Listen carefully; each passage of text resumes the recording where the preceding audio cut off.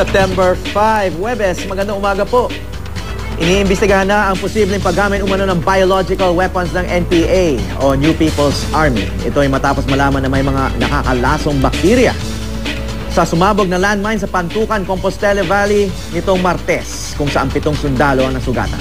Pasintabi po sa mga nag-aalmusal, binabad umano ang bahagi ng bomba sa dumi ng tao at sa kamandag ng ahas. Ayon sa Commission on Human Rights, may lason o wala paglabag na sa international humanitarian law ang paggamit ng landmine. May news to go si Donna Timbal Senaho ng GMA Davao.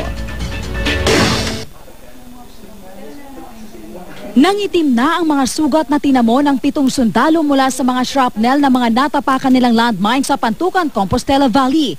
Ang mga landmine o tanim na bomba hinihinalang gawa ng New People's Army. 2 ang mas tinutukan dahil sa malalang mga sugat. Pero di lang sugat, kundi pag-init din ng buong katawan ang iniinda ng ilan sa kanila. Naalala tuloy ng isa sa mga sundalo na dati raw rebelde ang ginagawa ng NPA sa mga landmine na ikinuwento nito sa doktor ng Kampanakan kung saan sila nagpapagaling. Binababad umano ang bahagi ng bomba sa dumi ng tao at sa kamandag ng ahas. Pinapausukan pa raw ito ng ilang araw. Ang bala nakuha namin sa paa. Hindi pwedeng may bakterya na nanggagaling sa tiyan ng tao. So ito siya, Enterobacter cloacae.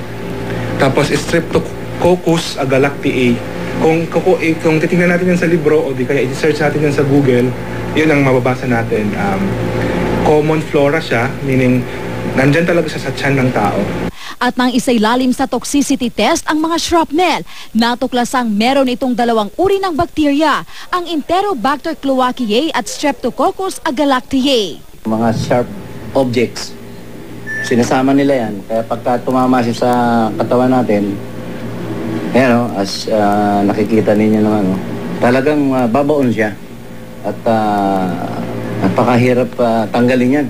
Ilan sa mga epekto ng naturang toxin ang pagbaba ng temperatura ng katawan, pati na ang unti-unting pagkawala ng oxygen sa katawan na pwedeng mauwi sa cardiac arrest at pwedeng makamatay. Mabuti na lang daw at naisugod sa ospital ang mga nasugatang sundalo at naagapan ang kanilang kondisyon. Ang talaga ma'am, masyadong talaga marami silang hinalo-halo na ma'am ba, na chemicals ma'am. Kasi parang ma'am, yung mga balat ba parang masunog talaga ma'am. Pero ayon sa isang eksperto sa East Avenue Medical Center, may lifespan ang mga naturang bakterya at sa pamamagitan ng ingestion o pagkain lamang ito nakakaapekto sa tao. Hindi siya mag-thrive. Sa lang siya, kailangan mo siyang ma-ingest.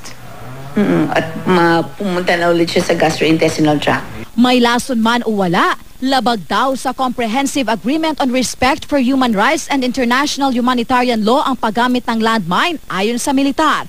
Pero lalong seryoso ang aligasyong biological warfare ayon sa Commission on Human Rights. First of all, there's already violation dun sa the use of landmines pagkatapos dadagdagan nila ng toxic materials and waste, di ba? That is hostile to the body.